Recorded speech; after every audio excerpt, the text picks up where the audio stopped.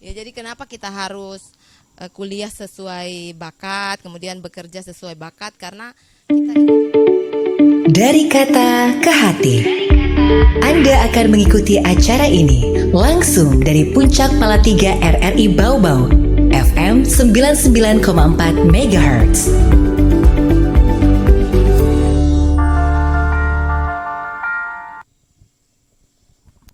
Assalamualaikum warahmatullahi wabarakatuh. Pendengar RRI Bau Bau, sahabat wanita dari Kata ke Hati, kita berjumpa kembali di program kesayangan Anda Dari Kata ke Hati untuk edisi kali ini. Aduh, udah beberapa kali ya, kayaknya udah 5 kali apa lebih ya.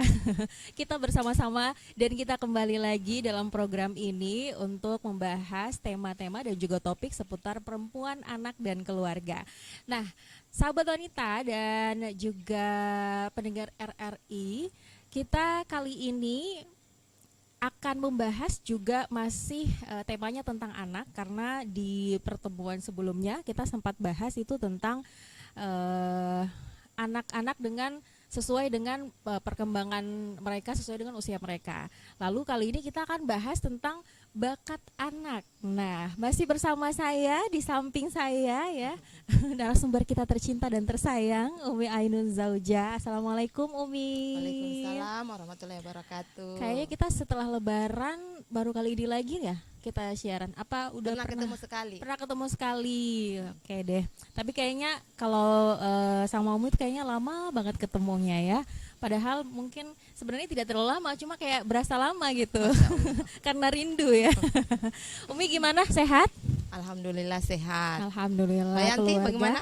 Alhamdulillah. Alhamdulillah. Dengan status baru ya? Iya, alhamdulillah status baru, Masya Allah. Kayaknya kalau seperti ini ya, saya akan lebih semangat lagi untuk bahas tentang tema kita, karena otomatis kita langsung ini mengaplikasikannya di rumah ya. Ya, insya Allah. Oke, kali ini kita bahas tentang bakat, tentang bakat anak. Nah, ternyata sahabat wanita, kita bisa mengenali bakat anak itu sejak dini, dan ternyata penting juga untuk kita mengetahui apa sih sebenarnya bakat anak itu agar kita bisa memanage masa depan dia gitu. Kira-kira nanti besar mau jadi apa? Karena kan Umi ya, anak-anak itu kan punya banyak cita-cita, sementara mereka tidak tahu apakah mereka memang akan menjadi apa yang mereka cita-citakan, ataukah itu memang benar-benar sesuai dengan bakat mereka. Anak-anak cuma bilang sesuai dengan apa yang mereka suka aja gitu ya, tapi tidak tahu apakah itu memang sesuai dengan bakat mereka atau tidak. Nah, ini dia fungsinya orang tua untuk membantu mereka untuk menggapai cita-cita mereka sesuai dengan bakatnya mereka sendiri. Tapi ngomong-ngomong soal bakat nih Umi, sebenarnya bakat, makna dari kata bakat itu seperti apa? Ya. Bismillahirrahmanirrahim. Assalamualaikum warahmatullahi wabarakatuh. Kali ini kita akan berbincang tentang mengenali bakat anak. Saya membatasi definisi bakat itu sendiri dengan menggunakan pendekatan talent mapping. Ya, karena definisi bakat itu banyak oleh para ahli. Untuk pendekatan talent mapping sendiri ditemukan oleh Abah Rama Royani. Beliau seorang insinyur alumni Teknik Fisika ITB. Tetapi dalam masa menemukan diri, akhirnya Abah itu kemudian berhenti dari profesinya dan menjadi guru bagi banyak sekali santrinya se-Indonesia bahkan dunia. Ya, jadi Abah Rama ini kemudian menemukan talent mapping, tapi mengadopsi dari hasil penelitian oleh seorang profesor, kurang lebih profesor itu mengatakan, mohon maaf saya agak lupa nama profesornya ya, tapi bakat itu adalah pola pikir, perasaan dan tingkah laku yang alami dan berulang dan dapat dimanfaatkan untuk produktivitas. Iya, jadi selama ini masyarakat kita memahami bakat itu lebih kepada panca indera. Bisa menyanyi, bisa menari, jago main piano, jago bisa olahraga, olahraga. Tetapi kalau dalam talent mapping itu sendiri, bakat itu bisa juga berarti sifat. Iya, jadi pola pikir, perasaan dan tingkah laku yang alami dan berulang dan dapat dimanfaatkan untuk produktivitas. Ya. Maka Abah menyebutnya bahwa sifat alami yang dapat dimanfaatkan untuk produktivitas. Oke, talent mapping ini kan masih awam juga nih di telinga pendengar kita, itu seperti apa? Nah, talent mapping itu di dalamnya ada 34 tema bakat. Dan 34 tema bakat itu ketika kita tes bakat, kabar gembiranya adalah semua orang berbakat. Jadi tidak ada satupun manusia di muka bumi ini yang tidak punya bakat. Karena dengan talent mapping, setiap orang itu memiliki bakat, dan setelah mengenali bakat, nanti kita akan membangunkan potensi tidur tadi di dalam diri kita. Dalam hal ini mungkin orang tua bisa memberikan stimulasi kepada anak-anaknya agar bakat yang sudah diinstal sama Allah di dalam diri setiap anak itu sejak lahir dengan keunikan sifat dan potensinya masing-masing itu bisa keluar. Jadi akan sangat menyedihkan kalau orang tua misalnya tidak memahami tentang talent mapping, karena nanti anaknya itu bisa saja dianggap tidak berbakat. Padahal dari pendekatan talent mapping semua anak berbakat. Nah, 34 tema bakat ini dikelompokkan menjadi 4 kategori ya. Yang pertama itu ada namanya thinking ya, kategori kelompok thinking. Jadi anak-anak Berpikir. yang bakatnya itu suka berpikir. Heeh. Kemudian nanti arahnya seperti apa, orang-orang yang suka berpikir ini cocok sekali jadi peneliti. Nah, tapi banyak lagi di dalam kelompok thinking ini, hanya saya belum hafal semua. Kemudian ada kelompok striving. Ini adalah kelompok orang-orang yang bekerja dengan semangat. Jadi Bekerja berapi-api, keras, ya. berapi-api, Ya. selalu bergairah dengan apa yang mereka kerjakan. Kemudian yang ketiga influencing. Jadi mereka itu suka mempengaruhi orang lain. Biasanya ini para pemimpin, para leader. Dan yang keempat adalah relating. Jadi orang-orang atau anak kita yang jago sekali membangun relasi dengan orang lain, membuka link dan jejaring baru, misalnya mungkin melebarkan sayap untuk perusahaannya dan sebagainya. Kurang lebih ketika kita sudah tes bakat talent mapping, maka dari 34 tes bakat ini akan keluar gue bangetnya saya dan bukan gue bangetnya saya. Iya. Oke. Berarti kalau untuk ngetes di talent mapping ini kita gimana cara? Apakah diberikan pertanyaan Iya, atau pertanyaannya Oke. banyak, kurang lebih ada ratusan. Dan tidak ada benar salah di sana karena setiap orang itu akan menggali ke dalam. Oke. Ya, karena harta karun itu kan di dalam diri. Iya. Yang tertidur mungkin karena tidak pernah distimulasi, tidak pernah dibangunkan. Jadi nanti pertanyaan ke dalam, tidak ada benar salah.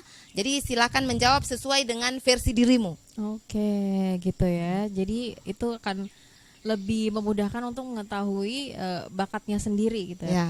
Oke, jadi ternyata emang seperti itu ya pendengar, ini adalah ilmu baru juga nih Umi. Karena saya juga awalnya berpikir kalau bisa menyanyi, bisa menari, bisa jago main sepak bola misalnya, itu adalah bakat dia gitu, bakatnya di olahraga, bakatnya di seni, bakatnya di seni Menulis. rupa, nulis dan lain sebagainya gitu. Ternyata bakat juga Bisa berarti itu sifat. bisa berarti sifat Iya. gitu atau karakter Tapi dia seorang. alami dan berulang-ulang. Contoh sederhana misalnya begini. Ada orang tua yang melihat anaknya gampang sekali menangis. Ya. Dikit-dikit dia sensitif. Habis itu mungkin hanya dicolek sedikit dia menangis, ya tidak bisa dikerasi. Jadi kadang orang tua, aduh anakku ini cengeng sekali. Kalau kita memahami talent mapping, maka nanti bahasa orang tua bisa lebih positif. Maka kalau dalam talent mapping anak yang seperti itu berarti dia punya bakat empati. Misalnya lagi ada anak yang suka mengumpulkan barang-barang bekas. Pokoknya yang bagi orang tua itu sampah, anak itu dia kumpulkan. Dos, penutup botol dan sebagainya. Kalau orang tua tidak mengerti, pasti orang tua marah kan dengan apa yang dilakukan anaknya. Padahal itu kan ruang untuk ekspresi dan eksplorasi. Maka anak seperti itu dalam talent mapping namanya bakat input. Dan seluruh bakat-bakat ini nanti akan bisa dipakai oleh anak-anak kita ketika mereka mulai memilih jurusan. Lalu ketika memilih jurusan, kemudian memilih profesi. Ya, sifat-sifat inilah yang akan mendukung dia dalam menjalankan profesinya. Misalnya ada kita ingin anak kita jadi dokter, tapi dia tidak punya bakat restorasi. Ya, ada bakat di dalam talent mapping. Jadi memperbaiki sesuatu ya yang sudah rusak begitu, mau kita sembuhkan, mau kita pulihkan. Kemudian misalnya dia tidak punya bakat bakat empati. Nanti kan pasiennya misalnya pasien anak lagi teriak-teriak ya, dokternya mungkin hanya kasih obat, tidak ada mungkin kayak menyentuh lalu kemudian menenangkan. Nah, karena memang profesi kita itu harus ditunjang oleh bakat agar kita bisa memberi yang terbaik dalam kehidupan kita maupun di ranah pekerjaan nantinya. Jadi orang-orang yang merasakan berkah dari bakat yang kita tekuni di ranah profesi itu nanti akan merasakan pelayanan yang prima dan maksimal. Oke, berarti ini kita sebagai orang tua gitu tidak bisa mengatur atau membentuk bakat anak itu gini. Ya. Kalau misalnya karena kebanyakan nih ya, kalau orang tuanya tuh dokter atau orang tuanya misalnya ini polisi, tentara, jadi kan ada keinginan untuk mereka menginginkan anak mereka seperti mereka Ya. gitu, seperti orang tuanya gitu.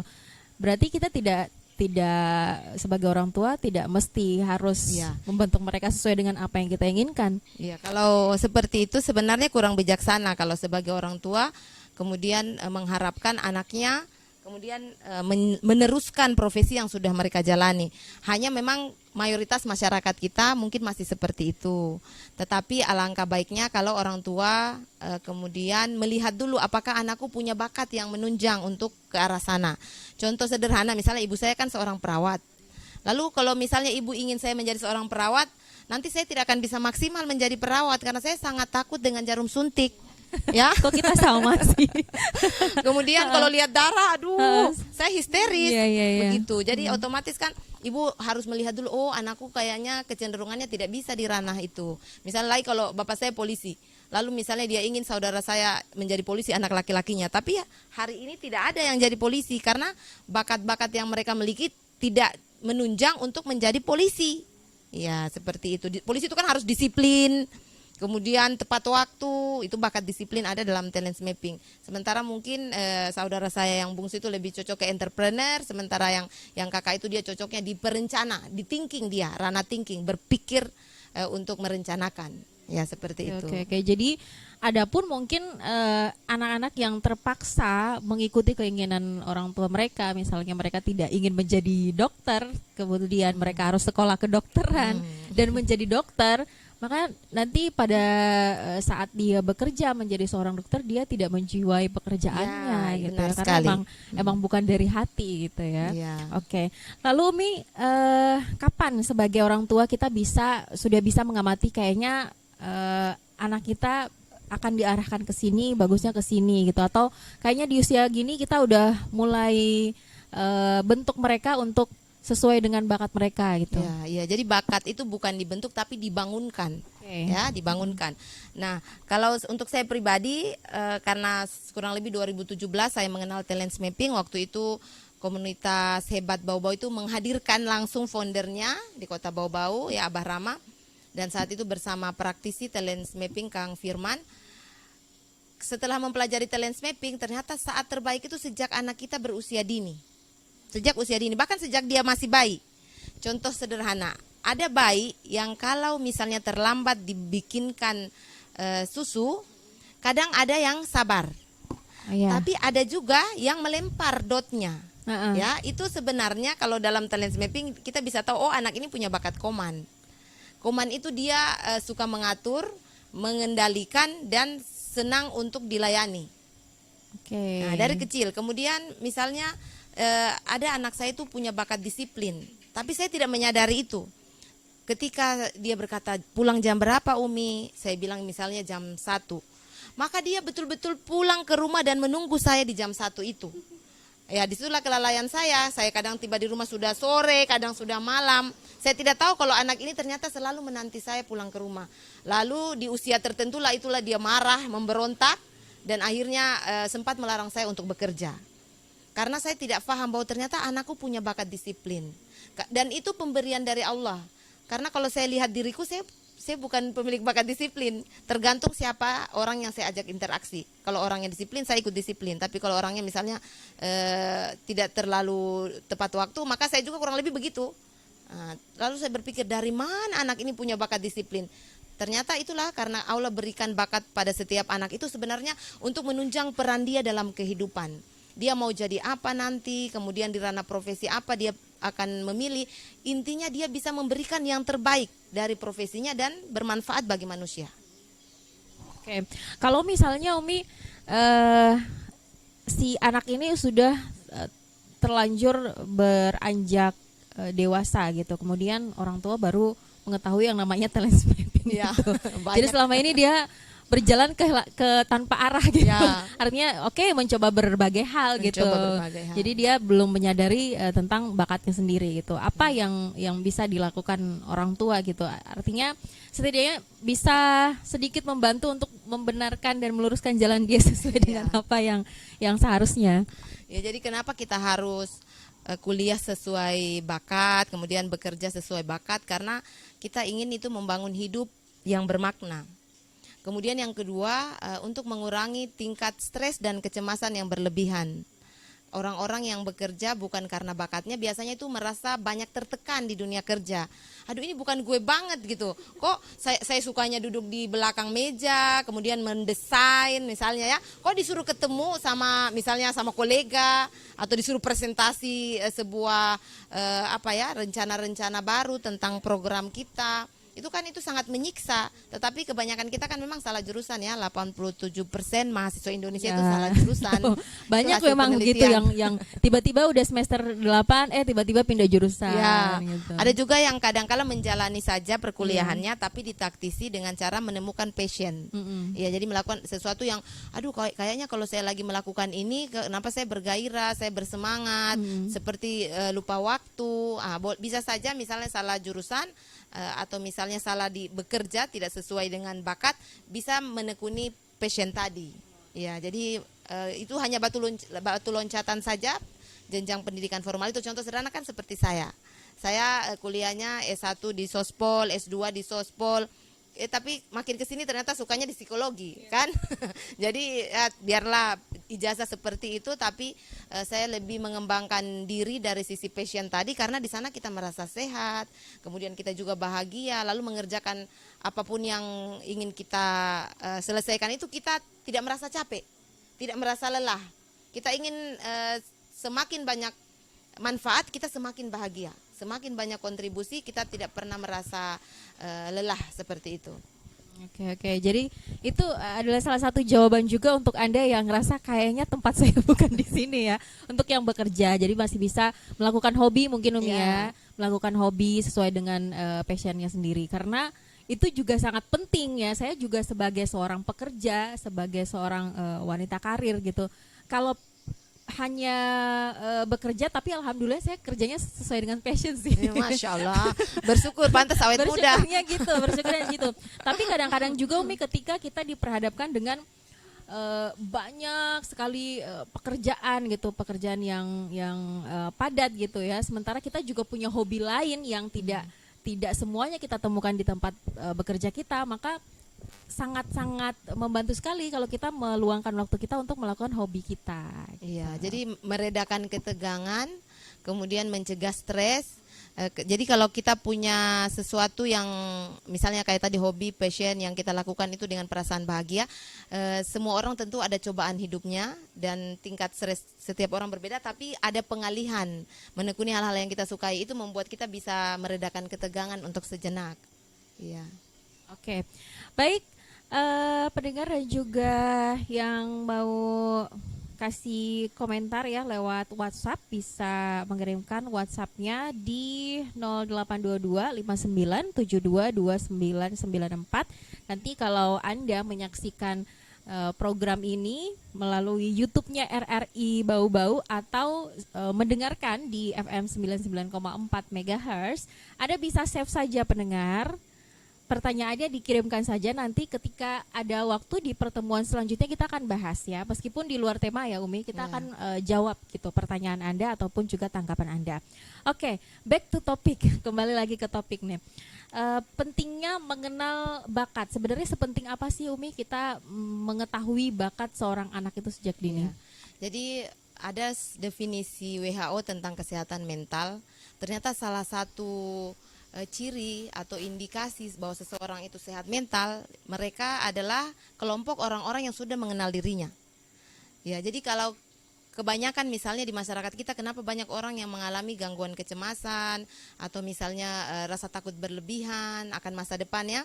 Kemudian kadang-kala merasa insecure dengan dirinya dalam menerima mungkin kondisi fisiknya yang mungkin kalau media menyajikan cantik itu dengan definisi tertentu ya, tetapi sebenarnya kalau kita merasa percaya diri dengan diri kita, kemudian kita merasa optimis dengan masa depan kita, sebenarnya kita akan tetap menarik di mata siapapun juga ya. Jadi kecantikan itu sebenarnya relatif kalau menurut saya. Maka agar anak-anak kita nanti tidak mengalami gangguan kesehatan mental, itu pertama yang paling utama adalah mengenal dirinya. Jadi kalau mengenal diri itu berarti kita tahu kelebihan, kita tahu juga kelemahan. Nah, dengan talent mapping kita mengetahui keduanya.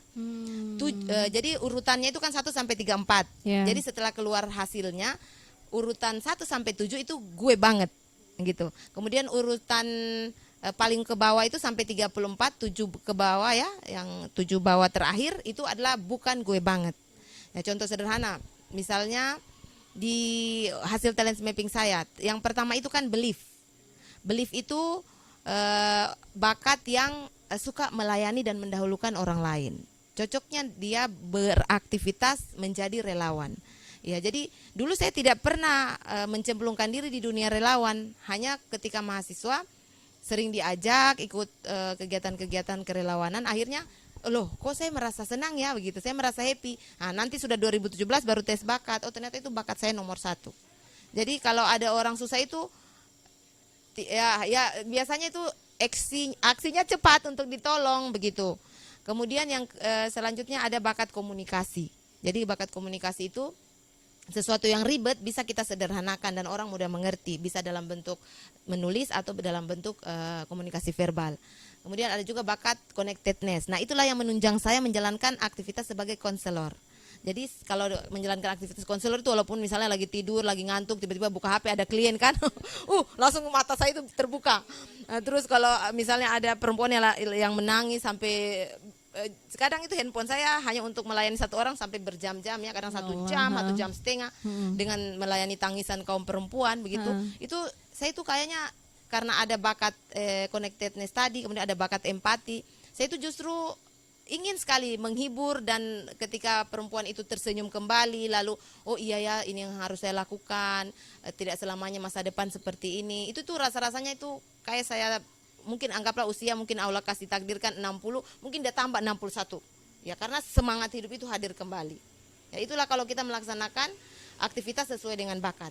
Bagi orang, aduh bagaimana bagi waktunya? Tidak. Karena Allah sudah titipkan bakat itu kepadamu, maka Allah yakin, Allah tahu kamu bisa memaksimalkan bakat itu agar kita bermanfaat bagi kehidupan ini. Oke. Dan juga ada yang tentang tema bakat ya Umi ya. Ternyata ada lebih dari 30 tema bakat nih. Ya. Itu apa-apa saja Umi? Ya tadi salah satunya itu bakat belief, kemudian bakat komunikasi, bakat connectedness. Itu connectedness itu dia bisa menghubung-hubungkan antara satu kejadian dengan kejadian yang lainnya. Oh, ya. Kayak ini ya, peramal. Tidak juga, misalnya Dia kalau gitu dia ya. mau melihat sebuah peristiwa itu hikmahnya apa ya? Oh ya. Kenapa Allah kasih saya ujian ini? Oh mungkin karena Allah ingin saya menjadi orang yang lebih baik lagi begitu. Kemudian ada bakat koman tadi yang suka mengatur. Ya. Ya, jadi dalam keluarga itu kalau ada anak koman itu memang orang tua biasanya, aduh kamu ini tidak sopan gitu ya. Padahal sebenarnya itu hasrat dia untuk mengatur dan mengendalikan. Jadi orang tua kalau punya anak bakat koman, libatkan dia di aktivitas sosial atau di kegiatan kelompok agar di sana leadernya itu energinya tuh habis di sana, tidak habis untuk mengatur orang tuanya. Kemudian ada lagi bakat individualization, yaitu bakat yang kalau seseorang punya bakat itu dia paling jago untuk melihat potensi orang dan menempatkan sesuai bidangnya. Ya, jadi kadangkala mungkin di sini ada manajer ya di RRI. Kayaknya sebutannya bukan manajer. Apa yang sebutannya? lain. Kita dari direktur ke kabit kayak Ya, gitu. maksud saya yang dia itu yang mengatur penempatan. pengarah acara. Pengarah Yang acara. mengatur penempatan orang per orang. Ya. Kemudian kamu job desk-nya ini. Ya. Ya, itu bakat Itu masuk ke- individualization itu sangat menunjang. Paling bisa melihat kelebihan orang dan menempatkan dia sesuai dengan bakat dan potensinya. Kemudian ada lagi itu ada bakat input, ya suka mengumpulkan sesuatu yang tidak berguna bagi orang, bagi dia sangat berguna. Ada juga bakat apa lagi ya? Pokoknya bakat relator, dia suka berteman, ya. Kemudian ada juga bakat analitikal, itu tadi yang apa-apa dipikirkan. Kemudian ada juga strategik, ya. Kemudian itu 34, saya tidak hafal semua. Tapi untuk memudahkan bisa tinggal cari di Google, di YouTube ya. Buka saja 34 tema bakat Abah Rama. Itu nanti akan keluar semua penjelasannya. Umi, memungkinkan tidak kalau seseorang punya lebih dari satu bakat? Ya, iya. Memungkinkan gitu. Karena hasil kalau dari talent mapping itu sendiri ternyata setiap orang itu punya 7 kekuatan. Nah, jadi dari 7 kekuatan ini nanti akan bersinergi, berharmoni, lalu dari sana kita akan terlihat bercahaya dengan apa yang kita lakukan. Jadi dari 7 kekuatan tadi nanti akan membentuk personal branding. Ya, misalnya kalau orang dengar Rianti, yang ada di pikiran orang penyiar RRI, nggak ada yang lain gitu. Kalau orang sebut Ainun, yang ada di pikiran orang konselor keluarga gitu. Tidak ada yang lain. Jadi itu membentuk branding kita. Karena kan kalau untuk menjadi konselor kan ada bakat komunikasi di sana, ada bakat empati, ada bakat connectedness, supaya dia itu bisa menjiwai peranannya dalam melayani konsultasi klien. Oke. Jadi dari sekian bakat-bakat yang kita punya, ada satu yang paling menonjol gitu ya? Iya, satu yang paling menonjol, tapi 7 urutan 1 sampai 7 itu sebenarnya mereka saling melengkapi untuk membentuk kekuatan kita. Tapi biasanya yang paling istilahnya jadi jalan-jalan rezeki kita begitu, biasanya di nomor 1 itu. Walaupun tidak menutup kemungkinan dari jalan yang lain juga. Oke deh. Kalau misalnya nih Umi ya, seseorang yang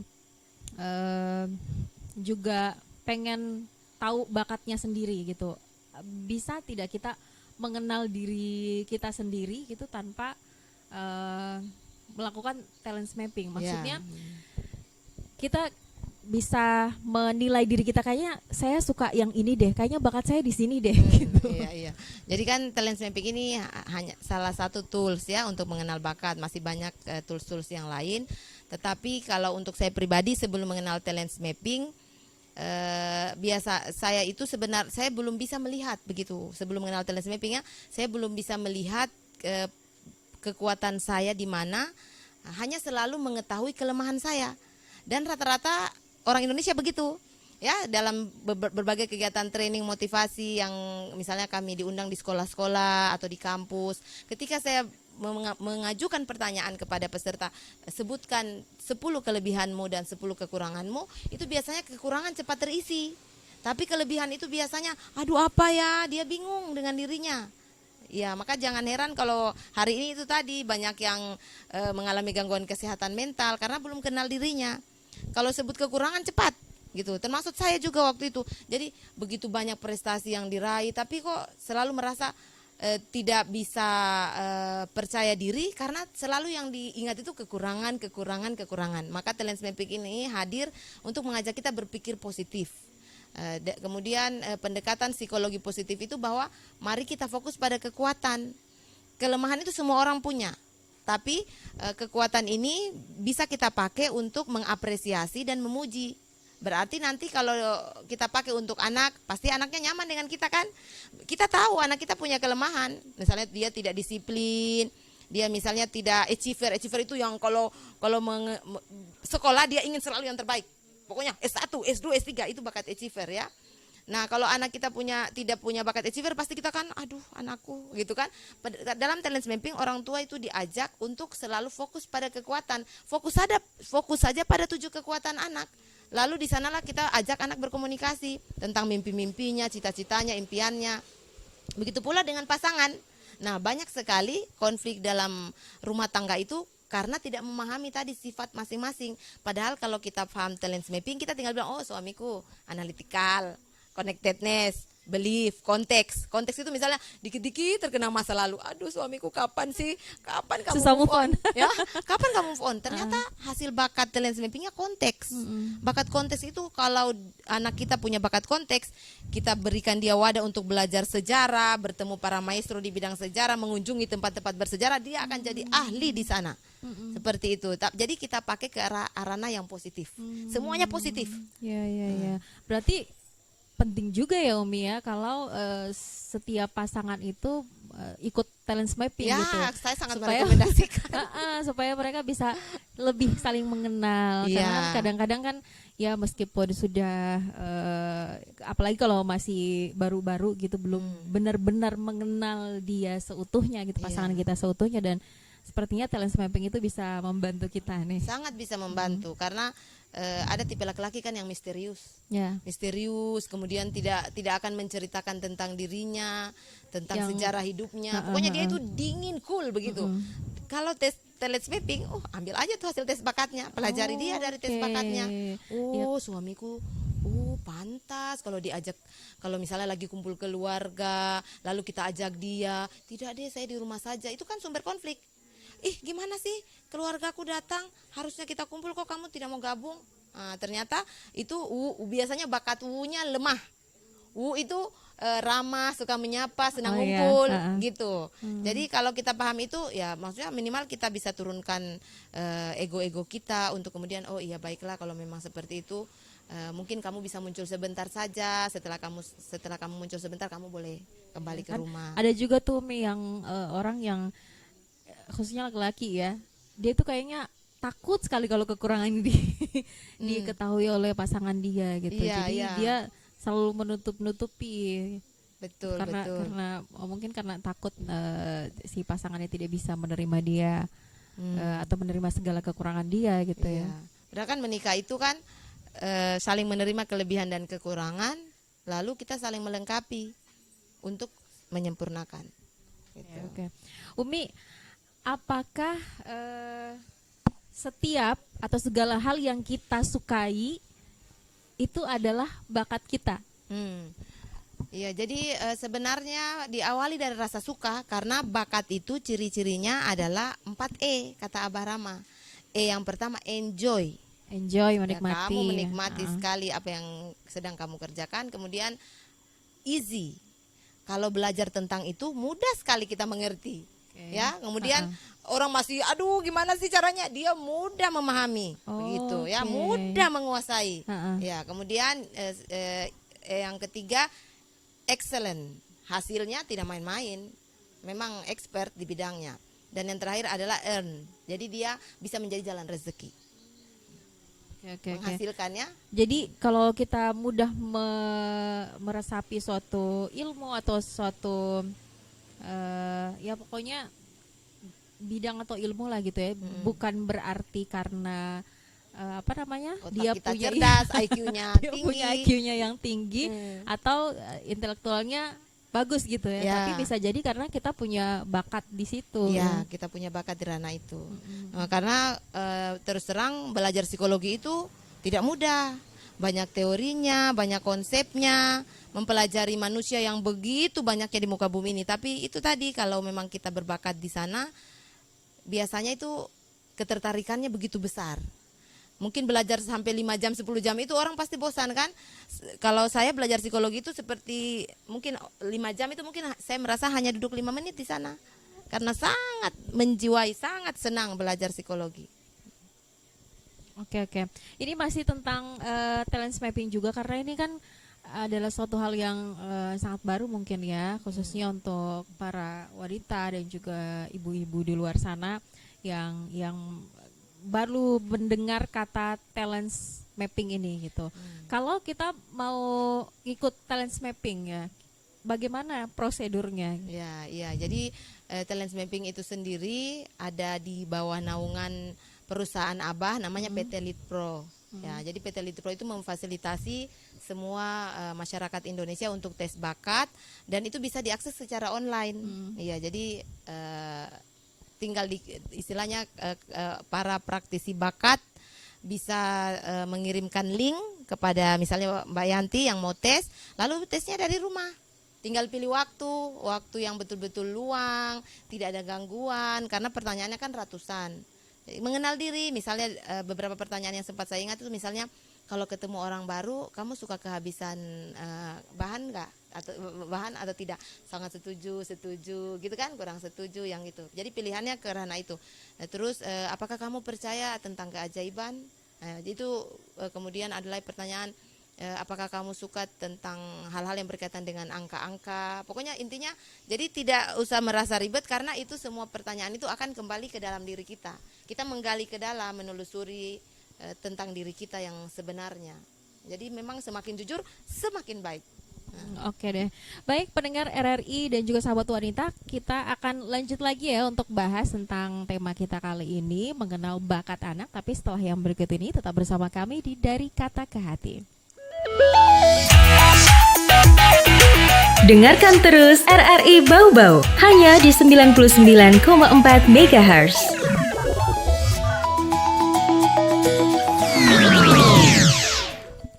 Pendengar, terima kasih untuk kebersamaan Anda. Anda kembali bersama kami di program Dari Kata ke Hati dan juga masih bersama dengan Umi Ainun Zauja. Kali ini kita masih bahas tentang bakat anak ya. Nah, tadi itu ada beberapa cara juga untuk mengetahui bakat anak sejak dini dan salah satunya adalah dengan mengikuti talent mapping. Nah, hanya saja nih pendengar, banyak orang tua juga yang masih bingung gimana caranya nih. Ada tidak sih wadah untuk memudahkan para orang tua gitu untuk mengetahui bakat anak. Nah, kabar baiknya, nah ini kita tadi sempat ngobrol juga sama Umi Ainun bahwa di 1 Juni kemarin telah di-launching yang namanya Yayasan Masyarakat Peduli Anak Indonesia. Wah, itu bisa diceritakan Umi seperti apa? Iya. Yayasannya. Jadi, alhamdulillah selama ini saya berteman dengan orang-orang baik di Facebook dan ternyata teman baik itu memiliki yayasan yang bergerak di bidang yang fokus pada pendampingan anak, keluarga dan kemudian pengembangan diri juga untuk kaum perempuan, namanya Yayasan Masyarakat Peduli Anak Indonesia. Jadi kantor pusatnya di Depok. Direkturnya itu bernama Julie Rostina SKM MKM. Beliau ini seorang konsultan dan peneliti. Jadi bukan cuma Indonesia tapi juga dunia. Wah. Ya, jadi perempuan yang memberikan inspirasi baru bagi kita bahwa ternyata dari rumah dia bisa bermanfaat bukan cuma Indonesia tapi dunia. Nah, ketika kami kemudian sering berinteraksi dalam hal mungkin like, comment, and share ya dari status-status di Facebook, berlanjut kemudian ke komunikasi WA, kemudian Ibu Juli berencana untuk membuka cabang. Dalam artian selama ini mungkin kerja-kerja dan konsentrasi kami sama, tapi saya belum punya lembaga resminya. Akhirnya tepat 1 Juni kemarin 2022 Ibu Juli melaunching membuka cabang Yayasan Masyarakat Peduli Anak Indonesia itu di 3 kota. Jadi Jambi, Bau-Bau dan Bandung. Wah, Masya Allah. Jambi, Bandung dan Bau-Bau ini kayaknya kota kecil tapi Masya Allah ya, kita udah dilirik gitu ya. Iya, Masya Allah, karena memang seseorang yang mengelola sebuah lembaga tentu butuh sumber daya manusia yang kurang lebih memiliki visi dan misi yang sama dengan apa yang sudah mereka lakukan selama ini.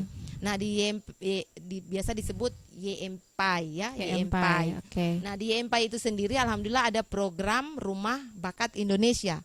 Di dalamnya itu para praktisi talent mapping berkumpul, perempuan hebat yang memang konsen di bidang pengembangan diri dan membimbing siapapun juga yang ingin lebih mengenal dirinya.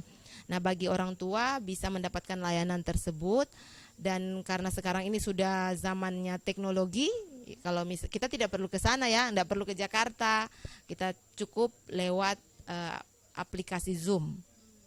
Ya, di sana ada, setelah kita mengikuti materinya, nanti kita akan tes bakat. Nah, biasanya layanannya itu bisa dimulai dari tes bakat ST30, Strength Tipologi 30. Ya, untuk kinerja kita ya, karakter kinerja kita seperti apa. Dan dari sana nanti kalau lebih tertarik lagi untuk mengembangkan diri, bisa lanjut untuk tes talent mapping. Jadi awalnya ikut ST30 dulu, ya, baru ST30 dulu, kalau yang lebih spesifiknya ke talent mapping gitu ya. Jadi untuk Kota Bau-Bau, nah bisa hubungi aja Umi Ainun ya. Kalau emang mau untuk atau penasaran gitu seperti apa ST30 dan talent mapping itu, karena memang sangat-sangat bermanfaat ya Umi ya untuk anak-anak gitu. Pasti akan jauh berbeda nih anak-anak yang sejak dini diketahui bakatnya sama yang dilepas gitu aja. Ya, betul sekali. Jadi ada satu cerita mungkin best practice dari seorang ibu bernama Septi Penny Wulandani ya. Beliau itu tadinya ASN tapi kemudian memilih resign karena suaminya mensyaratkan itu bahwa saya menikah sama kamu, saya ingin kamu nanti hanya mendidik anak-anak kita. Lalu ibu tersebut tidak kemudian totalitas di dalam rumahnya, tetapi di luar jam-jam tertentu dia ada jadwal untuk pergi belajar, menimba ilmu, meningkatkan kualitas kapasitas dirinya, hingga akhirnya bertemu Abah Rama dan Abah bertemu dengan anak-anaknya. Jadi Abah langsung mengatakan, oh anakmu bakatnya ini nanti dia akan jadi orator, anakmu bakatnya ini nanti kembangkan dia di bidang ini. Masya Allah ya, dari kecil anak-anak itu sudah ketemu Abah Rama dan Masya Allah anak-anak itu sudah memiliki prestasi yang luar biasa karena ada yang sekolah hingga ke luar negeri, ada yang tidak melalui jenjang SMA, jadi dia tamat SMP itu langsung kuliah dengan portofolio tadi bahwa apa karya yang mereka sudah lakukan karena sejak dini memang sudah paham tentang bakat. Bahkan ada juga yang mengelola sekolah alam Lebah Putih. Nah, ada juga yang menemukan sepeda, pokoknya ada salah satu anaknya juga yang laki-laki menemukan sepeda yang intinya itu sangat unik sekali. Ya, dari hobinya merakit, membongkar, memasang. Nah, karena orang tua sudah paham bakat, difasilitasi sejak kecil. Jadi anak-anak itu luar biasa sekali. Ibaratnya kita yang umur segini mungkin baru punya prestasi apa, mereka dari tamat SMA sudah punya prestasi, sudah punya karya. Bahkan ada yang membimbing para petani-petani, para peternak-peternak sapi di Salatiga, di mana dia bagaimana mengelola peternakan itu mulai dari kotorannya sapi sampai susunya semua bermanfaat. Ya, di umur yang masih sangat muda. Oke. Umi, ada pertanyaan yang sempat ini di benak saya gitu, Mi. Karena saya pernah dengar ya orang yang pernah berkata seperti ini.